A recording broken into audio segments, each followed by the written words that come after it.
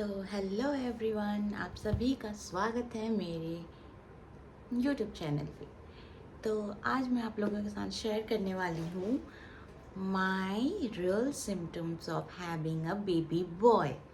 तो मुझे शुरू से पता था कि मुझे बेटा होने वाला है, क्योंकि क्योंकि ये मैं रीज़न लास्ट में बताऊँगी। जिन्हें नहीं पता है उन्हें मैं बता दूँ, मतलब जो जो मेरे से नए जुड़ेंगे या जो मेरे नए सब्सक्राइबर्स हैं या तो उन्हें मैं बता दूँ कि मेरा पहले 2 साल का बेबी बॉय है और अभी 3 महीने की बेबी गर्ल है। मेरी अभी हाल ही में डिलीवरी हुई है, 3 महीने हुए हैं डिलीवरी हुए, और दोनों ही सी सेक्शन से हुए हैं। तो पहले मैं आप लोगों के साथ आज मैं आप लोगों के साथ शेयर करने वाली हूँ my real symptoms of baby boy. तो चलो जल्दी से वीडियो स्टार्ट करते हैं बिना डिले किए। लेकिन उससे पहले मैं आप लोगों को ये ज़रूर बताना चाहूँगी कि अगर आप टू बी मदर हैं, मतलब टू बी मॉम हैं, मतलब आप प्रेग्नेंट हैं, मम्मी बनने वाली हैं या कंसीव करने वाली हैं, तो अगर आपको कुछ भी बेबी बॉय होता है या बेबी गर्ल होती है तो ये आप खुद को ब्लेस्ड समझो कि आप मम्मी बनने वाले हो, क्योंकि बहुत बहुत बहुत प्रॉब्लम होते हैं। और एक औरत के लिए, एक लड़की के लिए माँ बनना बहुत बड़ी बात होती है। तो इसमें मतलब बेटा बेटी वैसा कुछ भेदभाव फ़र्क नहीं करना चाहिए, क्योंकि माँ माँ माँ होती है। चलो बिना डिले किए हुए, बिना लेट किए हुए वीडियो स्टार्ट करते हैं। तो सॉरी फॉर द नॉइज़, क्योंकि ये ऊपर से नॉइज़ आ रहा है, मतलब मेरे ऊपर वाले फ्लोर पे पता नहीं अभी क्या कर रहे हैं, बच्चे खेलते हैं ना। अभी बज रहे हैं अभी बज रहे हैं 12:33 रात के। तो मुझे अभी जाके थोड़ा सा टाइम मिल रहा है, क्योंकि अभी हम नए नए यहाँ पे शिफ्ट हुए हैं और सारा कुछ काम, 2 बच्चों को संभालना, तो इसी वजह से चलो वीडियो स्टार्ट करते हैं। तो मेरा पहला सिम्टम्स था, सबसे जो मेन और कॉमन सिम्टम होता है वॉमिटिंग और नॉजिया और डिजीनेस, मतलब उल्टी, जी मिचलाना, चक्कर आना, ये सब बहुत कॉमन होता है प्रेगनेंसी में। और मुझे ये मतलब प्रेगनेंसी का कोई भी सिम्टम्स आपको फर्स्ट मंथ तक तो बिल्कुल भी आपको खुद ही नहीं पता रहता है कि आप प्रेग्नेंट हो। आपको सेकेंड मंथ में पता चलता है, जब पीरियड आपके मिस होते हैं तब आपको पता चलता है कि हाँ आप प्रेग्नेंट हो। और या फिर पीरियड मिस होने के पहले भी आपको कुछ सिम्टम्स शो हो जाते हैं, जैसे कि थोड़ा सा डिजीनेस आना और वॉमिटिंग वगैरह। तो किसी किसी को पूरी प्रेगनेंसी रहती है, किसी किसी को शुरुआत में होती है। और मुझे क्या सिम्टम्स थे शुरू में, मुझे थे कि मतलब मुझे पता भी नहीं था, तब मुझे हल्का हल्का डिजीनेस टाइप का फील होता था, लेकिन ऐसा वॉमिटिंग मुझे एक बार भी %1 भी नहीं हुआ है, 1% भी नहीं हुआ है मुझे वॉमिटिंग। पूरी प्रेगनेंसी मेरी स्मूथ गई है वॉमिटिंग और नौजिया के मामले में। तो ये था मेरा पहला पॉइंट, मुझे बिल्कुल भी वॉमिटिंग नहीं हुई है पूरी प्रेगनेंसी। डिजीनेस मुझे पता चलने के पहले हुई थी, हल्की हल्की डिजीनेस हुई थी स्टार्टिंग डेज में, 1-2 दिन तक हुई थी। फिर उसके बाद नॉर्मल हो गई, जब मुझे पता चल गया कि हाँ ऐसा है वैसा है, मतलब प्रेगनेंसी के बारे में मुझे पता चल गया, तो फिर वो 1-2 दिन के बाद ही वो चली गई थी डिजीनेस। नौजिया भी नहीं हुई, वॉमिटिंग भी नहीं हुई, ये सब कुछ नहीं हुआ। तो वॉमिटिंग मेरा पहला पॉइंट था। तो मेरे बेटे के टाइम में मुझे बिल्कुल भी वॉमिटिंग नहीं हुई थी। सेकंड पॉइंट है प्लेसेंटा पोजीशन।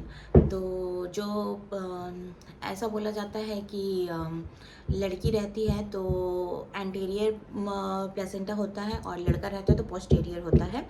तो मेरे केस में ये बिल्कुल सही है, क्योंकि बेटे के टाइम में मुझे पोस्टीरियर प्लेसेंटा था, मतलब कि जो मेरा प्लेसेंटा होता है वो मतलब जो प्लेसेंटा होता है वो होता है पीछे के साइड में, और एंटीरियर मतलब जो प्लेसेंटा होता है वो आगे के साइड में होता है और बच्चा पीछे रहता है। आप लोग कंफ्यूज ना हो, मैं आप लोगों को क्लियर कर देती हूँ। एंटीरियर प्लेसेंटा पोजीशन में जो प्लेसेंटा होता है वो आगे होता है और उसमें जो बेबी होता है वो पीछे होता है।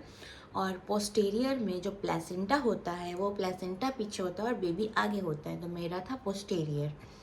तो ये केस भी मेरा बिल्कुल सही था। सो थर्ड पॉइंट है हेयर का। ऐसा बोला जाता है कि प्रेगनेंसी में अगर आपका बेबी बॉय रहता है, अगर आप बेबी बॉय कंसीव करते हो तो आपका हेयर का ग्रोथ बहुत अच्छा हो जाता है। तो उस समय तो अच्छा था ही, मतलब अच्छा हो गया था मेरा हेयर का ग्रोथ, और हेयर वॉल्यूम वाइज भी और लेंथ वाइज भी बहुत अच्छा हो गया था। और अभी तो ऐसे झड़ रहे मत पूछो। तो ये ऐसा था। और नेक्स्ट है पिगमेंटेशन।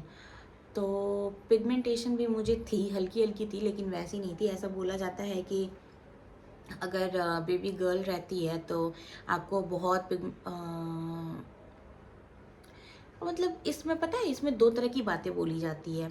अगर बेबी गर्ल रहती है आपके गर्भ में तो आपकी खूबसूरती वो ले लेती है, और बेबी बॉय रहता है तो आपको मतलब खूबसूरत कर देता है, सुंदर कर देता है।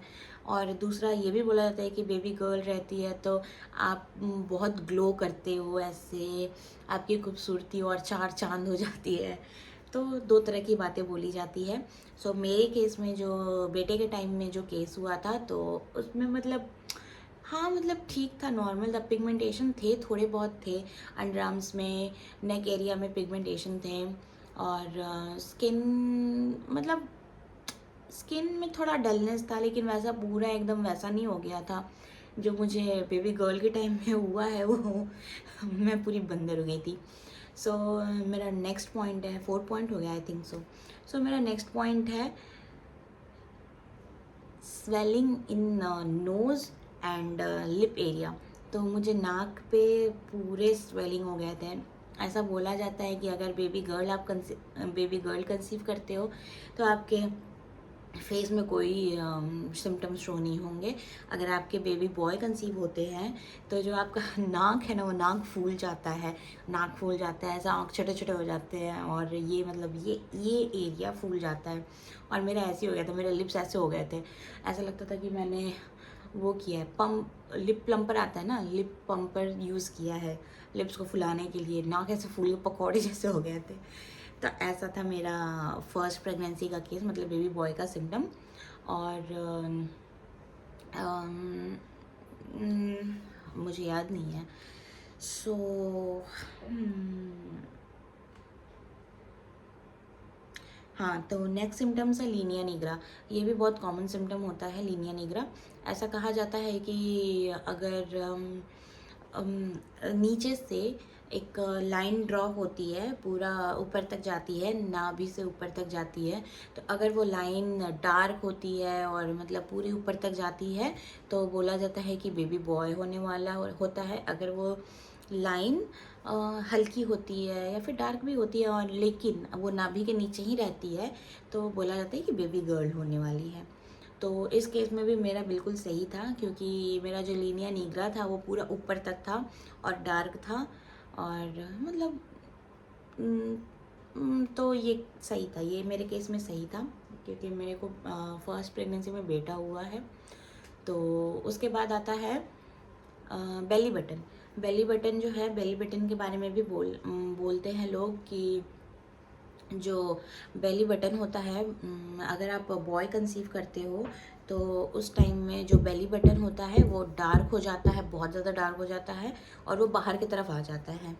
ऐसे तो प्रेगनेंसी में तो जैसे जैसे आपका बेली बड़ा होगा वैसे वैसे तो बेली बटन भी बाहर आएगा, लेकिन डार्क वैसा प्रॉपर डार्क और पूरा प्रॉपर ऐसा पॉप आउट नहीं होता है।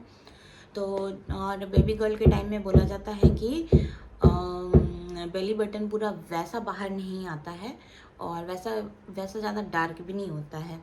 तो इस केस में भी मेरा ये कहावत भी बिल्कुल सही फिट होता है, क्योंकि जो जब मेरे को बेबी बॉय कंसीव हुआ था तब मतलब ये 7-8 मंथ्स तक, 7 मंथ्स के बाद ही ये स्टार्ट होता है ये सब लीनिया निग्रा बेली बटन वाला। तो ये भी मेरे केस में बिल्कुल सही सही प्रूफ हुआ, क्योंकि बेली बटन डार्क भी हो गया था बहुत ज़्यादा और बाहर भी आ गया था। तो ये था। और नेक्स्ट है हार्ट बर्न और एसिडिटी का। तो ऐसा बोला जाता है कि अगर आप बेबी गर्ल कंसीव करते हो तो आपका हार्ट बर्न होता है और एसिडिटी की प्रॉब्लम होती है। तो ऐसा कुछ नहीं था मेरे केस में। तो ये पॉइंट मेरे केस में गलत साबित होता है, क्योंकि मुझे बहुत ज़्यादा हार्ट बर्न और बहुत ज़्यादा एसिडिटी की प्रॉब्लम होती थी। मतलब बहुत ज़्यादा सीवियर। 5th मंथ के बाद से मुझे बहुत प्रॉब्लम होती थी। मतलब ऐसा, मैं अगर पानी भी पीती थी तो मुझे एसिडिटी होने लगती थी। एक घुट भी पानी पीऊँगी तो मुझे एसिडिटी होने लगती थी। मैं रात रात भर नहीं सो पाती थी। तो ऐसा होता था। तो मैंने डॉक्टर को बोला था, तो डॉक्टर ने मुझे बताया कि मतलब दवा दिया, और एंटासिड होता है तो वो सब मुझे डॉक्टर ने लिखा था। तो ये पॉइंट मेरे केस में गलत साबित हुआ। सो नेक्स्ट पॉइंट है high carry and low carry. अगर ऐसा बोला जाता है कि अगर आपके गर्भ में लड़की है, बेबी गर्ल है, तो आप उसको हाई कैरी करते हो, और अगर आपके गर्भ में लड़का है तो आप उसको लो कैरी करते हो। मेरे केस में ये पॉइंट भी बिल्कुल गलत प्रूफ हुआ, क्योंकि अभी मैंने बताया एसिडिटी वाला में कि मैंने अपने बेटे को हाई कैरी किया हुआ था। मतलब वो लिटरली यहाँ पर चेस्ट के नीचे था। डायफ्राग्राम होता है और पता नहीं क्या क्या होता है, तो वो बिल्कुल यहाँ था, मतलब यहाँ पर बहुत ऊपर था, जिसके वजह से ही मुझे एसिडिटी और हार्ट बर्न की बहुत प्रॉब्लम होती थी। तो ये था। और क्या, बस फ़िलहाल इतना ही मुझे याद है। अगर आप लोगों को मेरी ये वीडियो अच्छी लगी तो प्लीज़ लाइक करिएगा, शेयर करिएगा चैनल को, और सब्सक्राइब करिएगा, और कमेंट भी अच्छा खासा करते जाइएगा। ऐसे हर्ट नहीं, ऐसे नहीं, कैसे होता है, हाँ ऐसे वाले, ऐसे हर्ट भी बना दीजिएगा। तो अगर आप लोगों को ये वीडियो हेल्पफुल लगे तो जो मॉम टू बी हैं या जो मॉमी बनने वाली हैं, उन लोगों को शेयर करिएगा, शायद उनकी हेल्प हो जाए। मतलब ऐसा क्यूरियोसिटी आता है ना कि हाँ क्या होने वाला है, क्या होगा क्या होगा। मैं भी जब मॉम टू बी थी, मैं भी जब प्रेग्नेंट थी, तो मुझे भी ऐसा था कि कोई मुझे बता दे, अल्ट्रासाउंड में मुझे बता दे कि हाँ आपको बेटा होने वाला है या बेटी होने वाली है। मुझे कैसे पता था कि मुझे बेबी बॉय होने वाला है, क्योंकि स्टार्टिंग के डेज़ में मुझे क्यूरियोसिटी होती थी। तो अल्ट्रासाउंड होता था तो मैं उसमें पूरा एक टक से ऐसे देखती थी कि पता चल जाए, कुछ तो हिंट मिल जाए, लेकिन कुछ भी हिंट नहीं मिल रहा था आपके समझ के परे। मतलब हमारे जो रेडियोलॉजिस्ट है उन्हें ही बस पता रहता है, बाकी हम नॉर्मल इंसान के समझ के परे है कि क्या है क्या नहीं है। लेकिन अगर आप मॉम टू बी हो ना, आपको अंदर से फीलिंग आएगी कि आपको बेबी बॉय होने वाला है या बेबी गर्ल होने वाली है। तो ये जो फीलिंग है ना, वो बिल्कुल फीलिंग ना, वो पूरा प्योर होता है, और मतलब काफ़ी हद तक सही होता है। और मुझे भी फीलिंग आती थी कि बॉय है, और मेरे हस्बैंड को भी फीलिंग आती थी। वो तो बोलते थे कि पक्का बदमाश है। बदमाश ही होगा, मतलब ऐसा बेटी के टाइम में बोलते, मतलब छोड़ो, बेटी वाला मैं अलग बोलूँगी आपको कि उसके टाइम में मुझे क्या फ़ील होता था, और सिम्टम्स भी बताऊँगी, वो दूसरे वीडियो में बताऊँगी। तो अगर आप लोगों को मेरा वीडियो अच्छा लगा हो तो प्लीज़ बहुत सारा प्यार करिएगा, प्यार दीजिएगा। Thank you. और मैं आप लोगों के साथ अपना प्रेगनेंसी जर्नी का डिटेल वीडियो भी शेयर करूँगी। अगर आप लोग इसमें भर भर के मुझे प्यार दोगे तो मैं वो जल्द लाऊँगी, क्योंकि ये मेरी प्रेगनेंसी आसान नहीं थी। फर्स्ट प्रेगनेंसी बिल्कुल भी आसान नहीं थी। पहले 3 महीने मैंने कैसे काटे हैं, कैसे मैंने गुजारे हैं। मैंने अपने इतने क्लोज़ वन को खोया है, उसके बाद मुझे कैसे क्या, मतलब मैं आप लोगों के साथ अच्छे से शेयर करूँगी। बस प्यार प्यार दीजिए इस वीडियो में अच्छा, फिर मैं आप लोगों के साथ अच्छे से वो डिटेल वीडियो लाऊँगी। मतलब मेरे इमोशंस, मूड स्विंग्स, हाँ मूड स्विंग से याद आया, मूड स्विंग भी मेरे को वैसा वैसा कुछ मूड स्विंग्स नहीं थे। मतलब हाँ बस मतलब मायके में हूँ तो हैप्पी हैप्पी माहौल रहेगा, तो वैसा मूड स्विंग्स नहीं होता था मुझे। और एक और पॉइंट मैं आप लोगों को बताना चाहूँगी, क्रेविंग्स की। क्रेविंग्स तो बहुत ही क्रेविंग्स तो बहुत ही कॉमन है प्रेगनेंसी में, पूरी प्रेगनेंसी में। अगर आपको क्रेविंग नहीं भी होती है, मतलब ऐसा असली वाला क्रेविंग नहीं भी होती है, ये खाने का मन हो रहा है, अगर आप मायके में हो तो मम्मी पापा भाई ये खाने का मन हो रहा है, वो खाने का मन हो रहा है, या फिर अगर ससुराल में हो तो हस्बैंड को, मदर इन लॉ को ऐसे बोलते ये खाने का मन हो रहा है, तो सारा कुछ अरेंज हो जाता है। तो मुझे वैसी कुछ क्रेविंग्स थी नहीं। तो मैं सब खाती थी, ठंडा गरम, खट्टा मीठा, नमकीन सब खाती थी। लेकिन लास्ट 8-9 मंथ में मुझे मोतीचूर के लड्डू ना इतने ज़्यादा क्रेविंग हो रहे थे मोतीचूर के लड्डू के कि मैं क्या ही बताऊँ। मैं पहले हैदराबाद में रहती थी, तो हैदराबाद का एक फेमस फ्रेंचाइजी है, स्वीट शॉप है, जी पुल्ला रेडी बोल के है, शायद उसका वही नाम है। अगर मैं गलत हूँ तो आप लोग मुझे करेक्ट करना। तो वहाँ का मैंने खाया था मोतीचूर का लड्डू, मुझे इतना ज़्यादा पसंद था, इतना ज़्यादा पसंद था। बस मैं वही चीज़ क्रेव कर रही थी और वही चीज़ मुझे नहीं मिल पा रहा था, क्योंकि मैं कोलकाता में थी। तो वही चीज़ मुझे नहीं मिल पा रहा था, पर उसके बदले में उसके जगह पे दूसरा लड्डू मिला, तो मैंने दूसरा लड्डू खाया। लेकिन जो मुझे चाहिए था, मैं उसके लिए लिटरली क्रेव कर रही थी, पर्टिकुलरली वही मोतीचूर के लड्डू। तो और हस्बैंड उस समय आने भी नहीं वाले थे, वो डिलीवरी के टाइम पे आने वाले थे, तो इसी वजह से मैं उनसे भी नहीं मंगा सकती थी, बड़ी दिक्कत होती थी। तो यही था मेरा आज का वीडियो। अगर आप लोगों को अच्छा लगे तो प्लीज़ भर भर के प्यार करिए। Thank you. नहीं ऐसे, हाँ, थैंक यू, नमस्ते।